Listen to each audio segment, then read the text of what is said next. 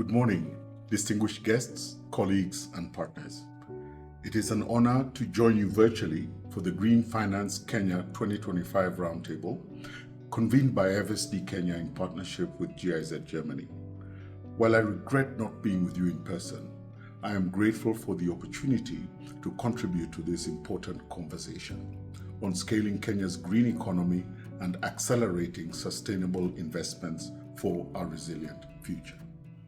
Kenya has shown that it can lead Africa and the world in climate ambition. From pioneering Africa's first green bond to hosting the inaugural Africa Climate Summit in 2023, to positioning Nairobi as a hub for sustainable finance, Kenya continues to set a high standard.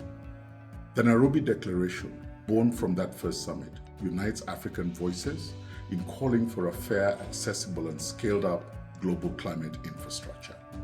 That vision will guide the discussions at Africa Climate Summit 2 in Addis Ababa next week. Yet, the real test is scale. Kenya needs more than 6.8 trillion shillings by 2030 to meet its climate targets.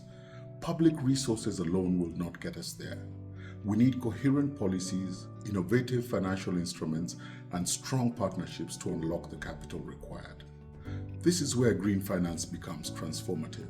Not a concept, but a motor for new industries, resilient livelihoods, and climate-smart infrastructure. At the Rockefeller Foundation, our commitment to this agenda is reflected in several initiatives. First, the M300 initiative, in partnership with the World Bank and the African Development Bank, aims to bring renewable energy to 300 million people in Africa by 2030.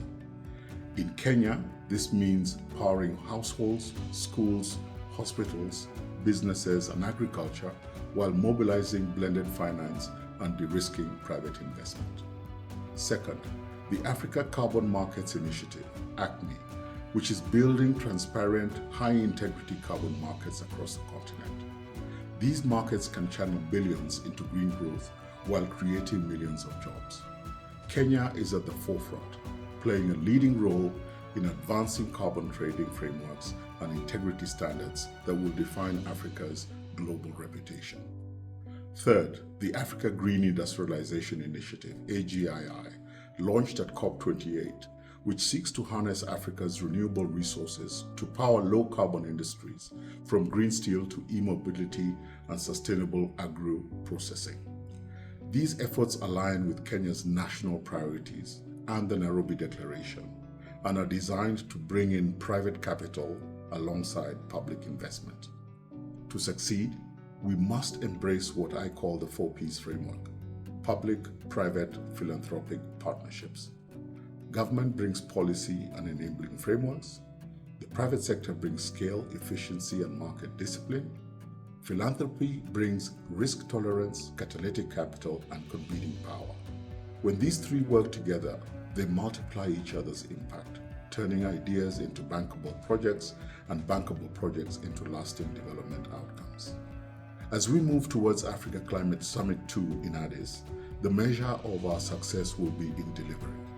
More bankable projects ready for investment, deeper integration of climate risk and opportunity in financial decision-making, policy incentives that reward sustainable investment, and regional collaboration to expand markets for green goods and services. Let us commit to collaboration, anchored in the 4Ps framework, integrity in our markets, data, and governance, scale, because small pilots cannot meet the urgency of the climate crisis. If we hold to these principles, Kenya will not only meet its climate goals, but it will also inspire the continent and the world.